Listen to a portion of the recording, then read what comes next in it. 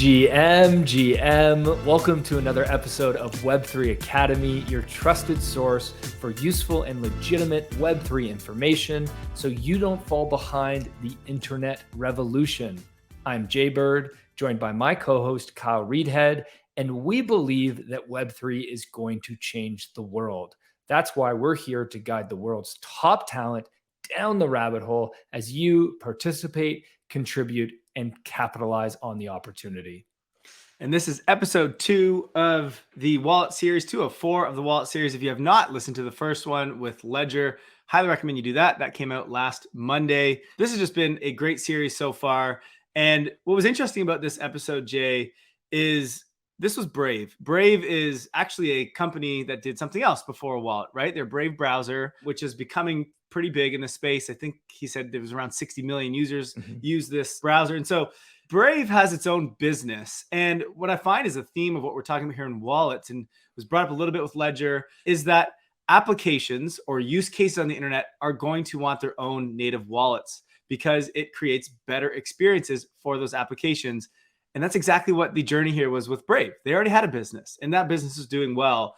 And they decided, because they're getting into crypto and they have some token, the BAT token that like helps with their ecosystem.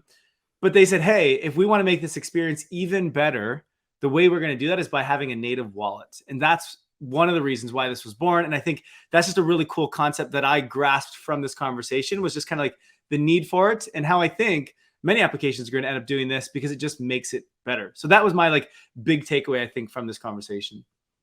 It was so interesting to hear the backstory of Brave, that one of the founders was one of the original creators of JavaScript, and he saw that so many large browsers were monetizing off of the user's data, and he really cared about privacy, which is a big part of the Web3 ethos. We all care about decentralization leading to privacy of our data, and that was really what led him to start Brave.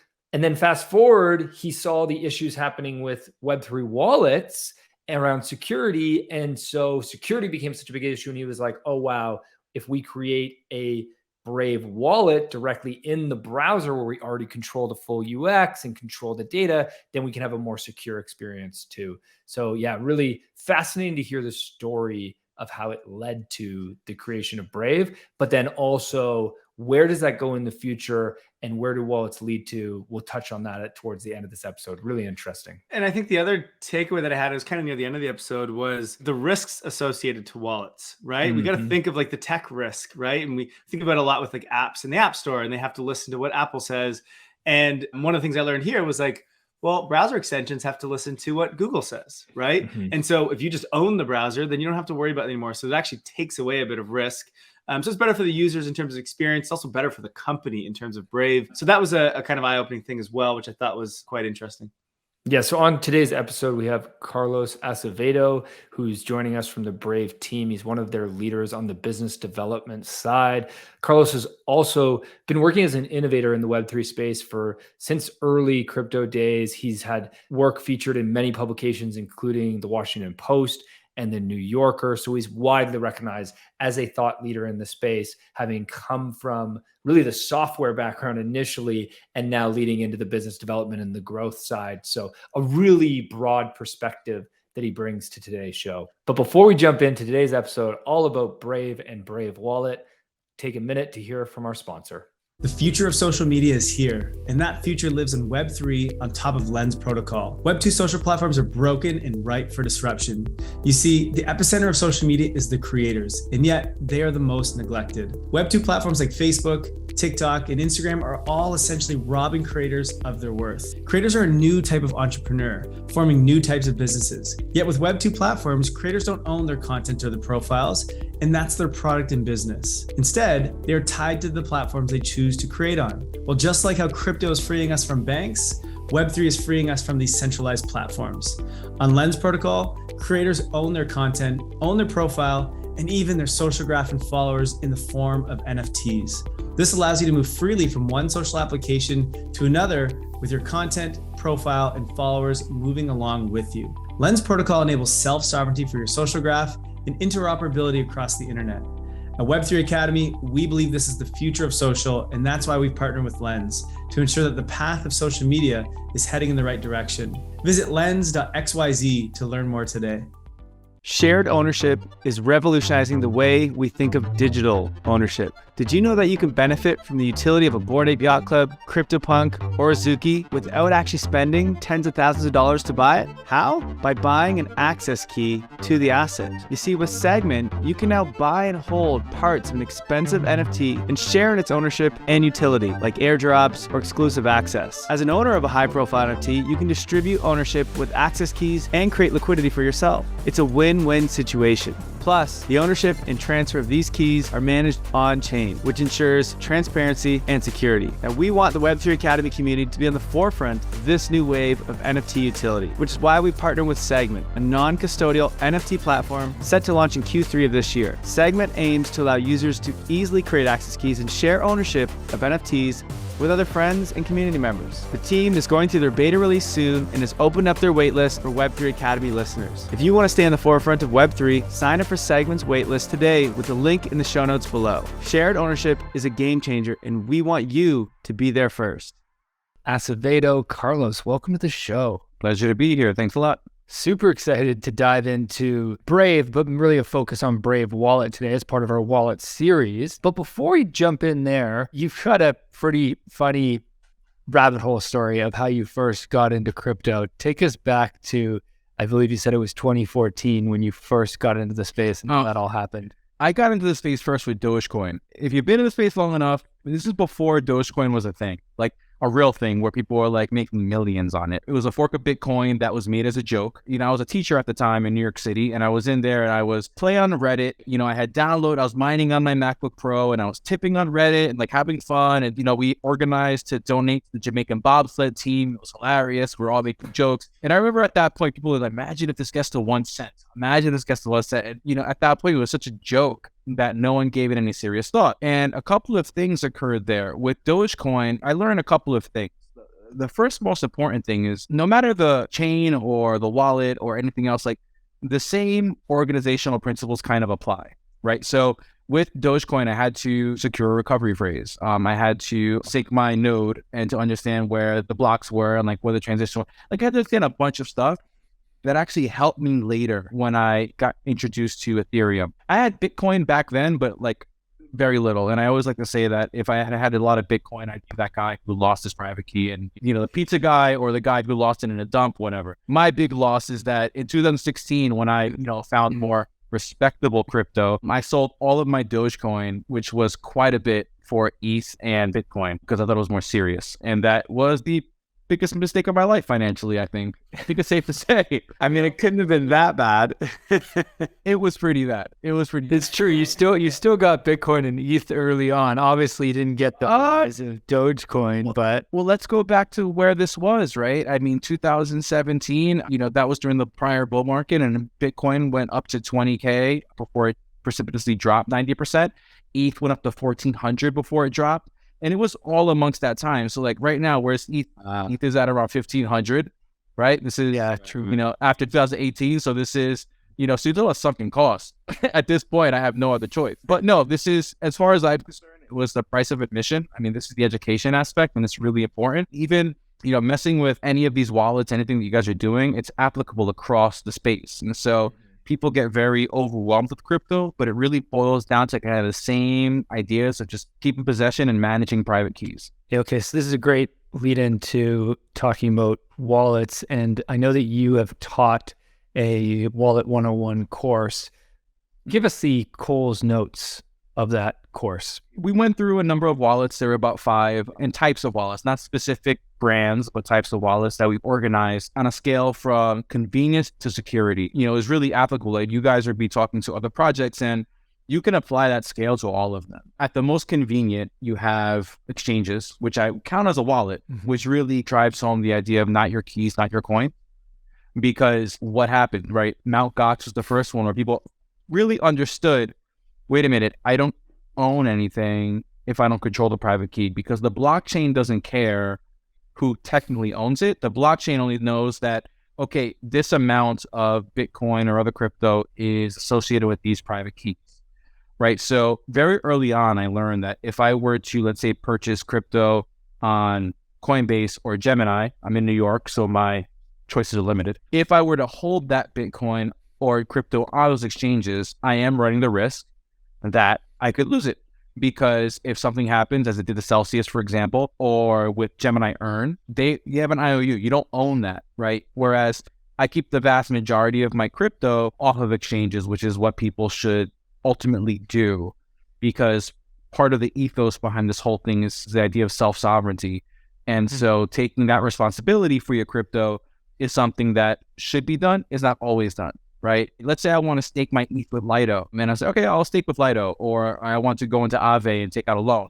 Well, again, I no longer control that, right? So if something happens to any of those dApps, if there's any kind of hack that occurs, or I dodged the bullet during the wormhole hack because I had bridged some ETH over to Solana, old school Solette wallet, not even wormhole wallet. And so thank God Jump came in and like saved it. But, at that point you understand like this isn't mine anymore. And so with a convenient wallet like an exchange, you are opening yourself to vulnerability. But at the same time, especially since 2014, crypto has grown more and more to more and more uses that it's inconvenient to keep it like in a paper wallet, which was like, is the most secure thing. Like back in the day, turn off your internet, make sure your printer is off, create a cache, print a private key, and that's where your crypto stash is. The story of the Winklevoss twins, that's what they did. They did a bunch of air-gapped paper wallets. They tore it in half and then flew to different banks around the country and like kept half a half. And that's how they keep their 1% to 2% of all Bitcoin that they own like safe. And it's 100% safe. Like there's nothing that can happen. And I think that's one of the things that ends up really exemplifying what the potential here is for just guarding wealth and value in a very secure way. Thank you for the Wallet 101. That's great.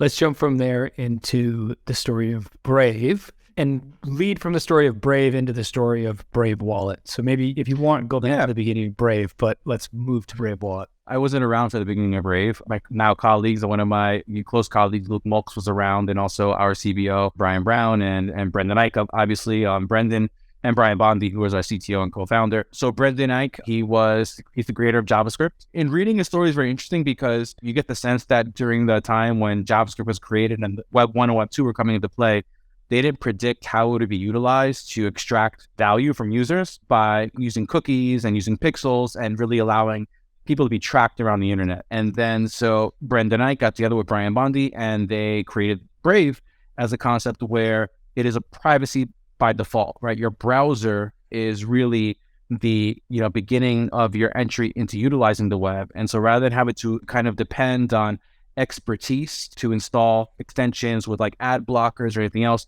Brave by default will protect you when you're using the web, right? And so it blocks all trackers, all ads, all scripts. It's there to really protect the user on mobile and desktop. And I guess the best way to exemplify a really practical use of Brave is that you can watch YouTube without ads. And matter of fact, I actually pay for YouTube Premium only because I have an Apple TV and I watch YouTube on Apple TV. And I'm so used to not having ads that unless I get a Raspberry Pi and create it to have Brave on there for like my TV, which I haven't done yet, I don't want ads, right? There's a situation that's created there, right? So if you block all trackers and ads, there's that model to this day supports the internet.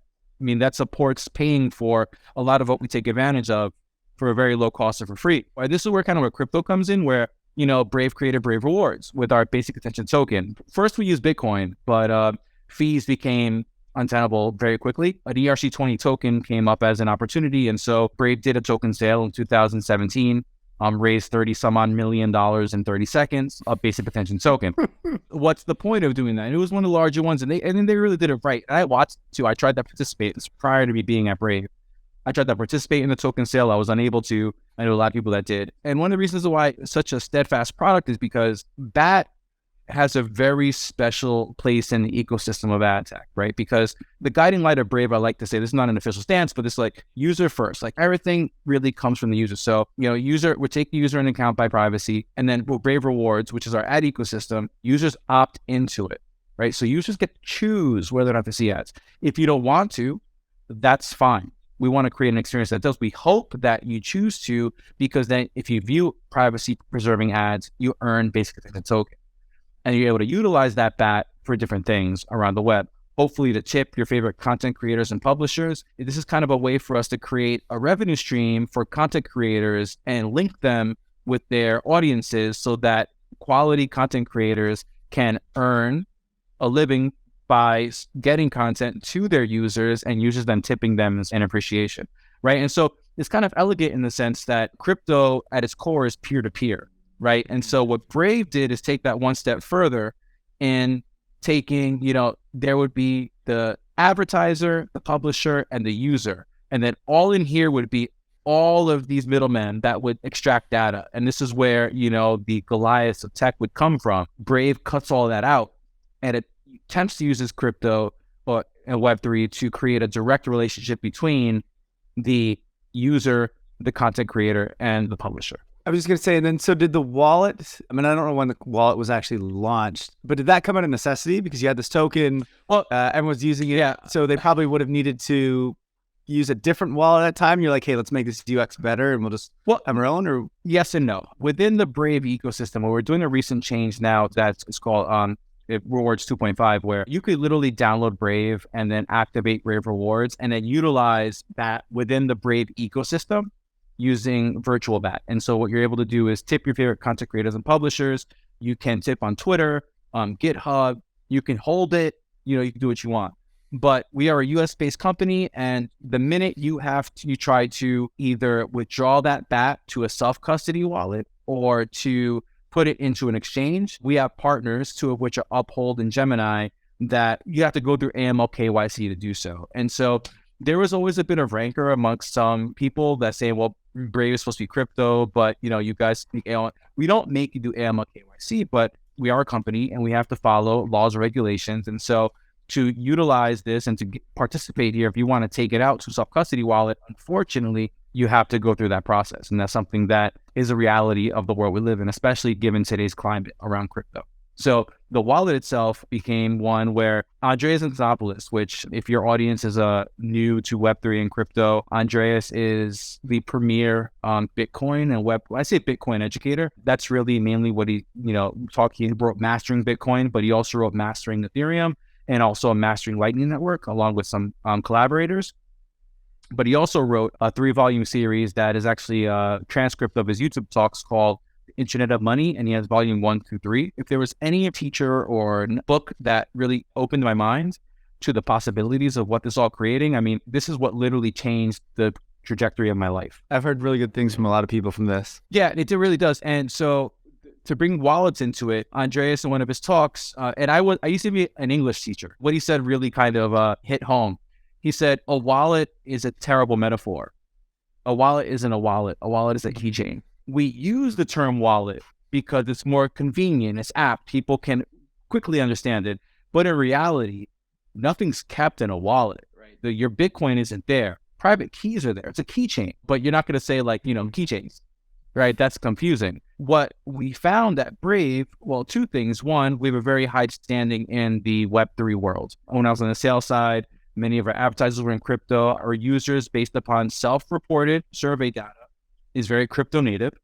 And so all the extension wallets that you have are generally pretty much installed in Brave. But like anything, an extension, there's a risk factor involved. You have to find the extensions. There's many examples of people, finding a Google ad by Googling, MetaMask and then installing a fraudulent wallet and then finding their funds stolen. Brave determined that integrating a wallet into the browser was the best solution to help protect our users, reduce friction, and then allow them to take advantage of all that Web3 has to offer today and tomorrow by having the wallet there already. We have upwards around 60 million users, 58 million, something like that. We keep transparent on our user numbers. Brendan tweets about it every month. But for all intents and purposes, we have between 58 and 60 million wallets out there because of how many monthly active users we have. That means we have that many wallets. They're not all activated yet. We're trying to make as many people activate those as possible, right? And we're doing a lot of things around that. So that's why the wallet came to be, and it's why it's very useful and a great tool. To clarify for those who don't use Brave, so first of all, Brave is like Google Chrome, let's say, except it's more user-friendly, user-first. It's all about privacy, etc. And the difference in your wallet is, think of like a MetaMask or any other wallet that you use that's an extension in your browser. You guys are a very similar type of wallet to that, except you're not an extension. You don't have to install anything. It's just already there once you have the browser, right? So there is no download Google Chrome, then download MetaMask, which is, as you said, a risk factor. It's just you have Brave, you have a wallet. That's it, right? And money can flow into it or flow out of it without having to activate anything, correct? Correct. And it's an option within the browser for you to activate. Right. Unlike MetaMask and some of our other, we also don't track you. So user privacy is super important to us. I mean, that's really our ethos, and we make choices with that in mind. You know, Brave doesn't hold any user data. There's nothing that we have on our users. We don't want to. And to your comments on Chrome, we have a Chromium base. So the code base for Brave is a Chromium based browser. So all extensions for Chrome work on Brave, which makes it even easier for you to enter. And so if you have MetaMask installed in Brave Wallet, you can import it into Brave Wallet. You can import private keys there. And it just makes things super easy, right? We don't have any plans whatsoever to really create an extension or a separate app. It is the browser, right? And so if you use everything we have together, you have like a super robust video player that protects your privacy without ads. You have a wallet that is self-custody that can protect your assets. You have to utilize the same protocol of writing down your recovery phrase and making sure you keep everything secure. That doesn't change regardless of your wallet, if it's a good wallet, right? We are in a position to capitalize as, look, I've seen this space come from, like I said, Doge and Bitcoin in 2014, where smart contracts weren't even a thing, to look what everything is happening today. And so that was over 8 years. And only imagine where it's going to go further. And Brave is uniquely positioned to really capitalize on what Web3 has to offer.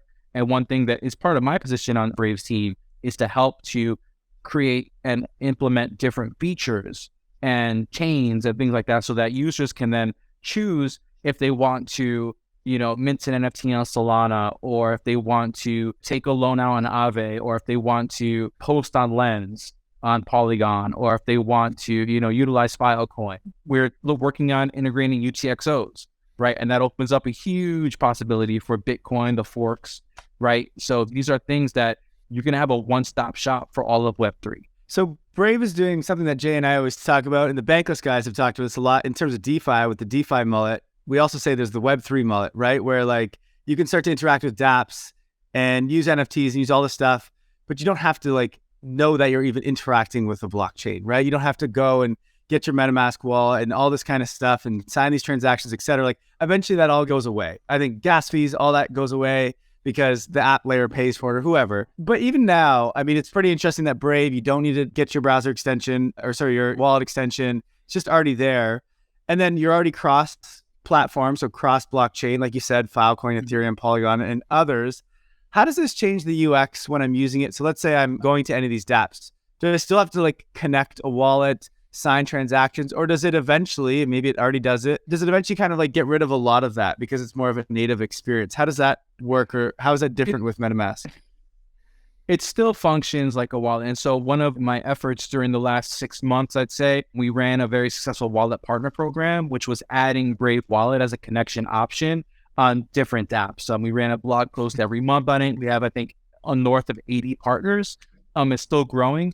And so that's one of the things, I mean, what you're talking about is a pie in the sky that I hope happens later. All this talk during ETH Denver about account abstraction, everything that really infers, I think is super early. And I think, you know, if anything about crypto is full of hopium. But yeah, I think that's going there eventually. We are very excited. We're doing a Wallet 2.0 UI refresh.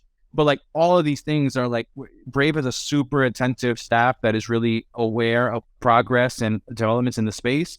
And we're going to try to move towards that because, again, we want to make everything kind of seamless and in-house in the browser. And so part of what you said is going to be part of that effort. And so long-term, will Brave Wallet and Brave Browser always be together, do you think? Or do you think that you will spin out and have your own wallet that's separate? I guess from an organizational standpoint, is the focus on the browser or is the focus on the wallet? Because it seems like initially you started with the browser, which was a great opportunity, but it's a totally different business model in the wallet. It's solving a different problem. I'm just curious how you guys think about that. It all begins with the browser. There's no plans, as far as I know, but to separate. And also, I don't think it's necessary. You see some of our competitors integrating browsers into their wallets. And so, Phantom does it on their mobile wallet. I was at Breakpoint and I did the ASIC thing. I should be getting my sneakers soon, actually. I did that, within the wallet. And but all I'll say is that I would trust Brendan Ike and Brian Bondi to create a robust browser before a wallet team that secondhand thinks about creating a browser, right? Our wallet is there and it's part of a really robust and strong ecosystem that is going to support overall. Because again, Brave, while we have a great standing in the Web3 space, we're not a strictly Web3 company, right? We are a platform that prioritizes user privacy. We have Brave Talk, which is our video chat that's private, right? Encrypted. We have Playlists, which allows you to cache videos on YouTube. So those are things that are not Web3 related. So I don't want to make it seem as if the full breadth of Brave is behind the wallet. It's a very important part of a full platform that will create really amounts of opportunity for people to, enjoy Web3 along with Web2 by being fully protected. Because again, user first and protecting our users. Which is important because I think a lot of people get excited about Web3 and then think that Web2 is just gone. And it's no, that's not how it's going to go. They're merging together. And so we still need a browser. That's still how we're going to get around the internet. And so we need that. And then your wallet's kind of like your UX to do your self-custody stuff. Anything with digital ownership, your wallet is your UX for that. And then when you want to browse the internet and you want to do all these different things like watch videos, your browser is the interface for that, right? So it's kind of two interfaces in one is the way that I see it. I guess one is for your internet stuff and one is for your whatever Web3 stuff you're going to do, right? Right. No matter what you're doing in Web3, it all boils down to a wallet. That's the really bare bones bottom line. If we strip away everything, NFTs, DeFi, staking, liquid staking, account abstract, all those things that we have conferences over, the traveling circus of crypto, it really boils down to transacting with a wallet. Really granular. That's all it is. Everything is transacting with a wallet. I've been messing with ordinals on Bitcoin recently. And again, it was so funny. I was doing they did an ordinal inscription of the Bitcoin wizard from Reddit from back in the day, that Bitcoin wizard. And I minted some of them. And it was so funny because all these people who came into crypto later who have never used Bitcoin, I've been running my own Bitcoin node for years. I've been messing around Lightning Network for years. Not always successfully, but I have been trying. And so when this mint utilized both Lightning and Bitcoin Core, it was funny to me because I was writing in Discord. I was I've been training for years for this. Because everyone's like, how do I get Bitcoin on Lightning? How do I do this? And it was just, what I was saying again, Web3 is all about tinkering. It's all about fun too. The interesting thing, and this is the thing I like to ask for all wallets, because I'm always curious about where this is going. Most of the wallets right now have been built for ERC20 fungible tokens, right? They've been built for money, essentially, okay? And it's built to exchange money. But what they weren't really built for is the whole Web3 thing that's come in the last couple of years, NFTs and all the stuff that's going on in that world, right? Where there's actually something to view in the wallet that you hold, right? With a fungible token, there's nothing to look at. It's just maybe a logo and then the name of it. Whereas NFTs are something very, very different where you can have experiences with them inside of games, inside of metaverses, and there's just so much more to it, art, etc., music. And so wallets are going to have to adapt and be something way more than just a money wallet, right? And so I'm curious how or if Brave is thinking about that and kind of what you see with that kind of in the future. Oh, absolutely. I mean, and I think there are a lot of wallets and a lot of teams are doing really good work towards that.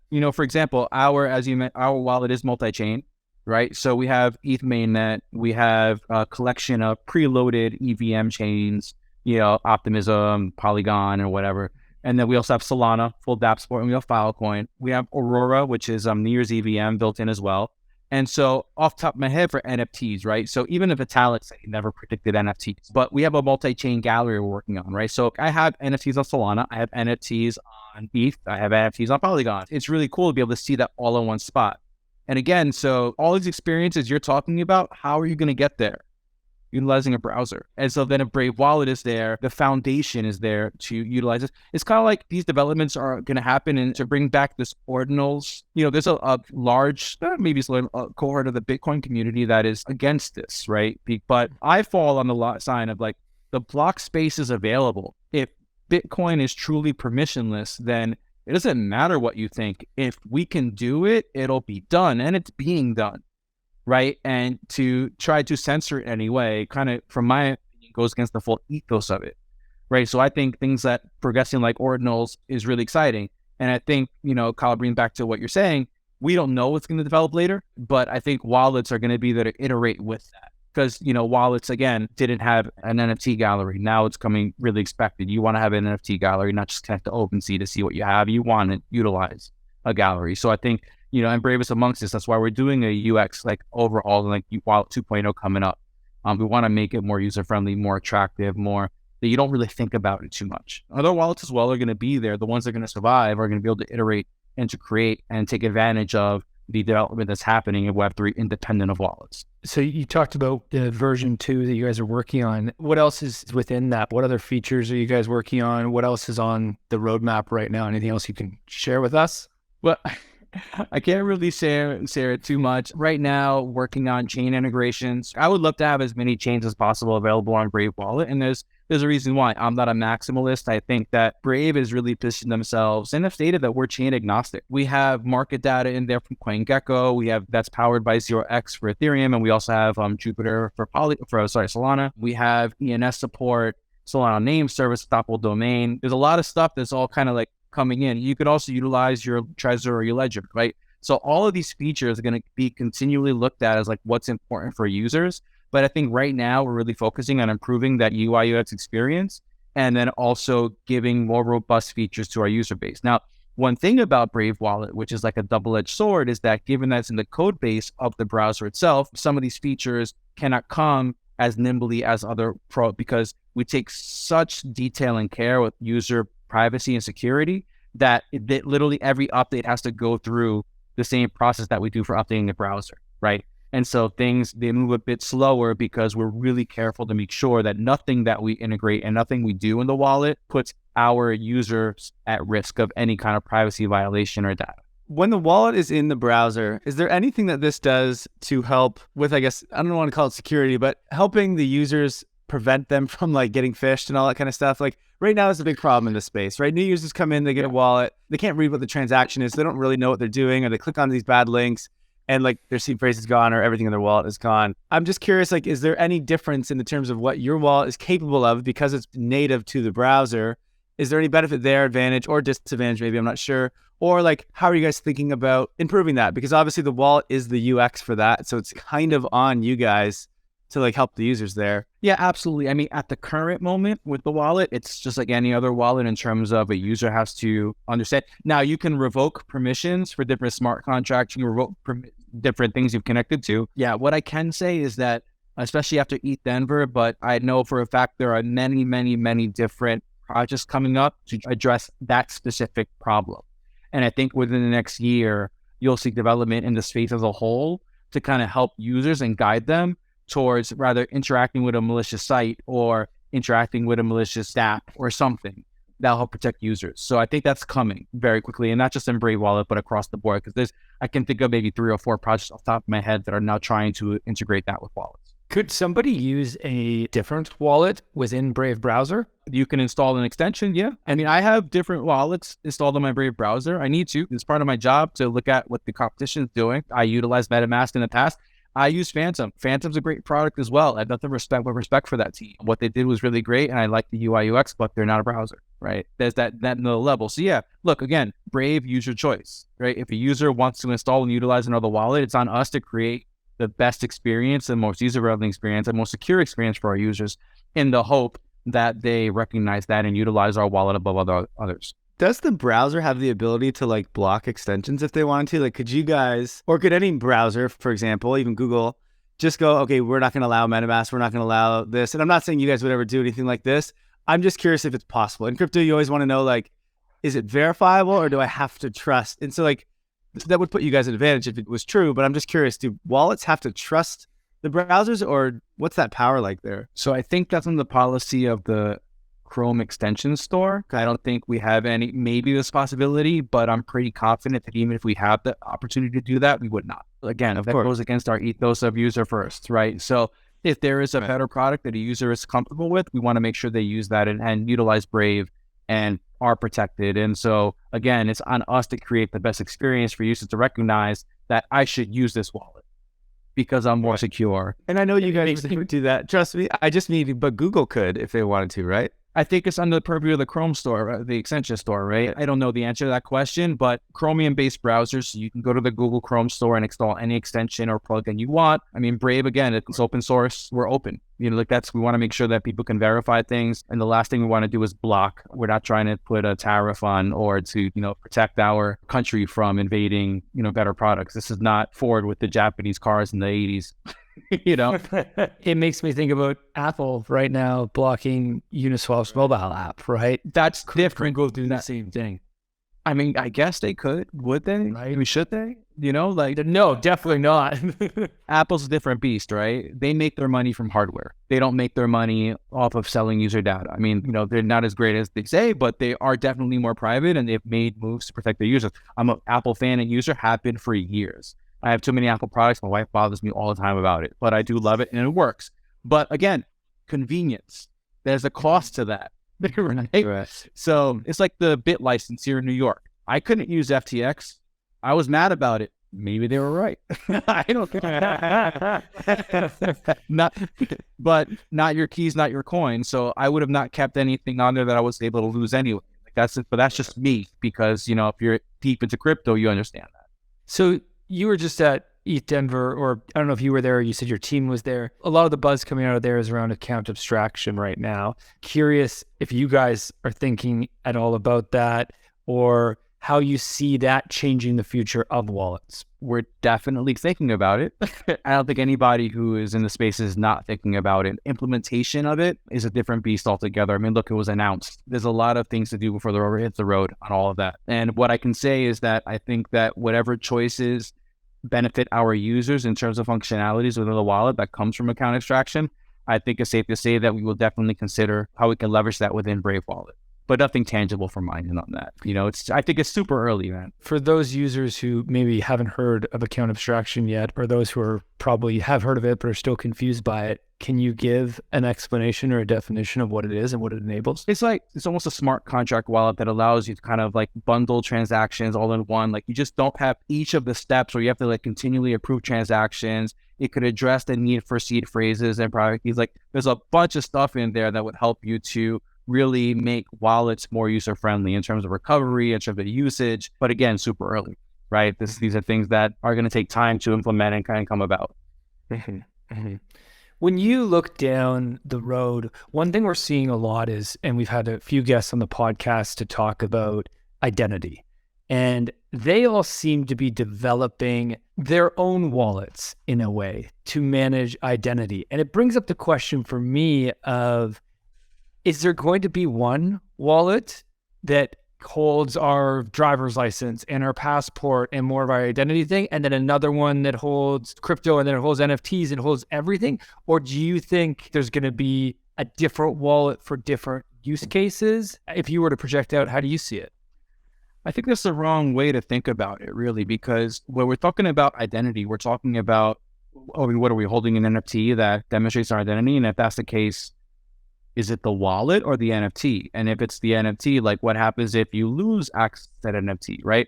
So the idea of identity has always been interesting to me because what are we really talking about? It's okay, the Craig Wright lawsuit and everything, right? So he could easily prove he's Satoshi by transferring coins in one of Satoshi's wallets. That would be a way for him to prove his identity. Because how would he be able to do that? By demonstrating he's either controlled the private key or showing that, I lost it. Or at least admit he lost it, right? For identity, it's kind of how are we addressing it, right? Because how are we using a blockchain to enforce identity? We're holding a private key into a wallet. So identity needs to be thought of in a different way. It's I have a Lens profile on Polygon, right? So let's say I go on Lens, social graph, and I post on Lenster and LensTube and do all these things, but then I lose my private key. What happens to my identity at that point? How could I prove it's me? Is there a way to recover it, right? Is there maybe not? Is that where account abstraction comes in? I don't know. We don't know at this point. It is definitely a big thing. Identity was talked about quite a bit. For example, you guys brought up Argent before. Their social recovery method for recovery is interesting. And I think that's something that would be related to that, right? Because if I have and let's say an NFT that designates the ability, like I access to my birth certificate and my medical records and whatnot, but then I lose it. Okay, but then I can, call my wife, my sister, my mom, my dog. They can help me recover all these things. That does make it viable. I think that would be the situation where I would see where it would make more sense. I hope my dog can help me with my recovery if I ever. Right now, my dog's just a total useless. He brings me lots of joy, but he's definitely not contributing to my family in any way.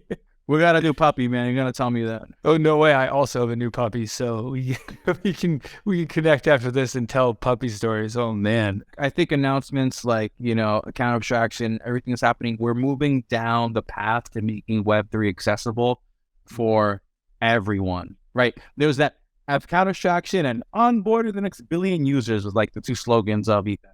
Right? Right. Those are the two things that we took away from it. All right. So let me ask you this. What is the best wallet for a new user? Because what we've seen is somebody like Reddit, as an example, where their wallet is super simple in that you actually can't even use it really. It's not really a full Web3 wallet. You can't use it you can transfer an NFT off it to a different self-custody wallet, but it makes it really simple. Starbucks being another example. Like we keep seeing these larger organizations creating, and we talked about Amazon actually today on our show, which comes out tomorrow. That's very confusing because when we record and when we come out, it doesn't make sense. But anyways, we talked about Amazon recently and wondering if they're going to have their own wallet. What do you think is going to be the best way when you say onboard a billion users? What is going to be the wallet that onboards a user? And maybe not the one wallet. I don't mean like a specific brand. I mean more so the type that onboards a billion. Maybe it's not even a wallet. What do you think is going to be the thing that onboards a billion users? I mean, you're going to think I'm biased, but I'm going to say Brave, right? Because again, the same mechanisms function in Brave as other wallets as well. And so to go through that process, and I think we work very, very hard to make sure the users understand every single step in creating a wallet. And even at that point where like, I don't want to write this down, you can skip it and get right into it, write out your recovery phrase, but we are going to ping you to make sure you understand that, right? Because that's really the hurdle people need to get over. I'm crazy, man. I do a security audit like every year where I'll get my private keys, get a new ledger and like activate it with the private, just to make sure. You can't trust it, right? Brave works really hard. And I think to protect users and get them to understand that this is a company that is attempting to really reimagine and recreate how you're interacting with the web. Our wallet is there to make sure that you know how to keep your stuff safe. And many other wallets do it as well. But again, you get the benefit of what I think is the best browser available in the market today to do so. Awesome. Okay, that leads me in really nicely into a chance for you to give your shill, which you kind of already did. But where can people find out more about Brave? Anything that you want to tell users to go do, to learn maybe? And then also where can people follow you and find Carlos online? Yeah, brave.com. We have a blog. We pronounce obviously Twitter. The Twitter Spaces is where we go. We have a community call that's open to anybody to come for Brave and Bat every Tuesday at 5 p.m. Eastern, 2 p.m. Pacific. I am on Twitter at _CarlosAce_. Someone else got that. I'm always around, so that's where you can find me. And all about Brave, again, we're very active. Brendan is very active. If there's any feedback for Brave browser or Brave wallet, you can ping Brendan on Twitter. I don't know of any other CEO that will take the time and respond and then direct you to like myself or to our VP of Web3, James Mudgett. But Brendan does it all the time. If someone thinks, hey, Brendan, what about this? And he'll think about it, right? So we poor Brendan's about to get his inbox blown up.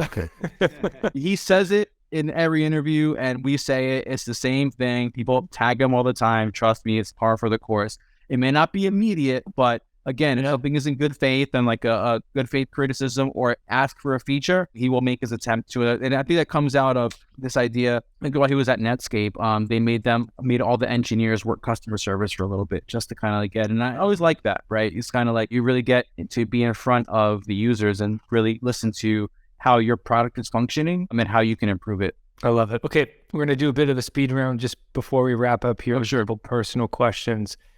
What's an NFT you'll never sell? So this is a project that's like close to my heart. It's on Solana called the Grim Syndicate. And there's like these little kind of like, I was a D&D nerd growing up and I still am a D&D nerd when we had mean, that's why NFTs make sense, man. You know, like, if I could get a Vorpal Sword NFT to like decapitating demons, like it'd be the best thing ever. They have like a really cool aesthetic and cartoon aesthetic that I really like, and they have a game that's kind of like, you know, turn-based kind of Magic the Gathering kind of thing. I mean, I've made friends with the team, and I really like what they put out there, like in terms of a kind of cool little fantasy kind of astral thing. So those are I don't think I'll ever sell those NFTs. Those are really fun. Cool. Favorite person to follow on Twitter? Favorite person to follow on? That's a hard one. Oh, man, I gotta say, probably again, Andreas Antonopoulos. It's just a wealth of information that you can learn. For your listeners who are new, Web3 can be intimidating, but it really all boils like go back to Bitcoin. Like it just all makes sense. Like if you go back to Bitcoin. Yeah, it's good. Okay, last question. One thing you bought recently for under $100 that brings you joy does not have to be a digital product. It could be anything. I bought a notebook. I'm a notebook head. So I turn off my computers every now and then and like just do a lot of thinking with pen and paper. And I bought this like really super cool hardcover notebook that like I take everywhere. It's pretty lightweight. I really enjoy it. But the second, I haven't done it yet, would be Mastering Bitcoin, a blockchain. Or I haven't read it completely yet, but this is the next thing. You're actually the first person ever to say notebook or journal as the thing that they bought recently. I'm actually, now that you say, I'm surprised that more people don't say that because the utility of a notebook is just incredible. Well, that was a great episode. Carlos, thanks so much for joining us today and sharing so much about Brave and wallets and the future of wallets. I learned a ton, and I'm sure our listeners did too. Everybody out there, if you're not already using Brave browser, make sure you go check it out. And Carlos, look forward to staying in touch and having you again on the show at some point in the future. Appreciate it, guys. Thanks so much for your time. Have a great day, everybody. Thanks for listening in. Thank you for listening to Web3 Academy. We hope this helps you along your Web3 journey. And if it does, please share this episode and subscribe so you don't miss the next one. Nothing in this podcast was financial advice. Crypto and Web3 can be risky. You can literally lose it all. In fact, if you invest on account of what we say, you probably will lose it all. So don't do that. In all honesty, the point of this podcast is to remove the noise of markets and price and focus on utility and implementation anyway. So you should not take any of this as financial advice. Thank you, friends, and see you in the next one.